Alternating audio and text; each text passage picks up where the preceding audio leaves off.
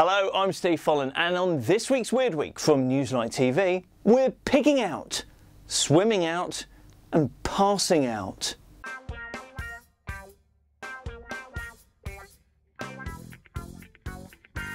And we start with news that pigs can be optimistic or pessimistic. This little piggy had depression, this little piggy thought, oh actually I might as well buy a lottery ticket, and so on. This is boffins up at Newcastle University who have come up with this research. Apparently in a test, a load of pigs could genuinely tell if a glass was half full and another load thought, hey, that glass is half empty. And all of them thought, what use is that to me anyway? I've got trotters, I can't exactly pick it up.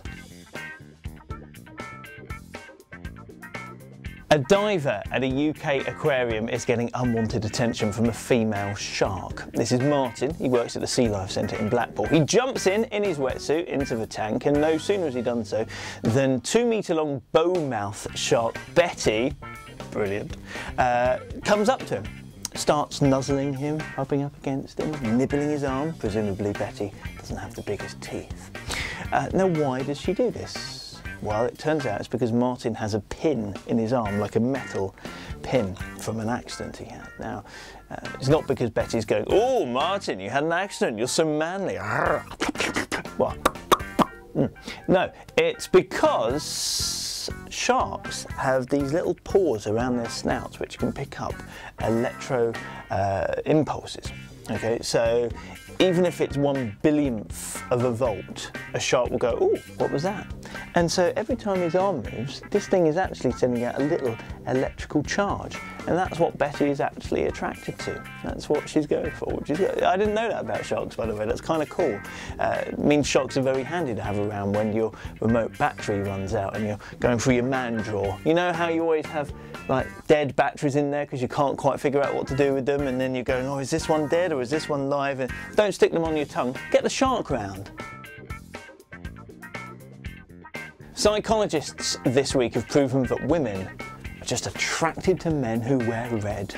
Just wearing red, gents, will make you instantly more sexually desirable. Apparently, this is true. So ladies, that means your perfect man is a cross between Father Christmas, Elmo off of Sesame Street, and Super Mario. So a big, fat, jolly plumber who likes to be tickled whilst learning his alphabet. Whatever floats your boat. A mobile phone for the hard of hearing has been released, which has a ringtone the equivalent volume of a vuvuzela being blown right next to your head. That's a massive 100 decibels! And once they answer it, they can turn up the volume to the sound of a passing motorbike. Now, just the other week on Weird Week, we were telling you about the new world's strongest beer. Do you remember? It's a bit weird. It was sold inside dead animals, made you probably feel a bit like one if you drank too much of it as well. Well, already that world record has been broken. A Dutch brewery has invented one which is, get this, 60% ABV. A beer, 60%. It's £29 for just a 330ml bottle and is called Start the Future.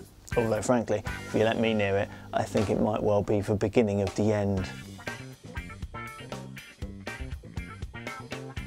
Now, Sir Winston Churchill is doubtless a great historical figure. But would you really want his teeth? Well, somebody did, because they paid £15,000 for the pleasure of having his gnashers when they bought them at auction. Not his real ones, but they were his. It's just that they were fake ones. He had dentures and he had 3 custom-made ones. Ooh, look at that, using gold and everything. So yeah, 15 grand for Winston Churchill's fake teeth. What a lovely present that would be. And the thing is, if you bought them, you would have to put them in there, wouldn't you? No, but you'd have to do that thing like you did with your nans where you go, wouldn't you? Or at least put them in a dog. You'd have to, especially for you'd have to, wouldn't you?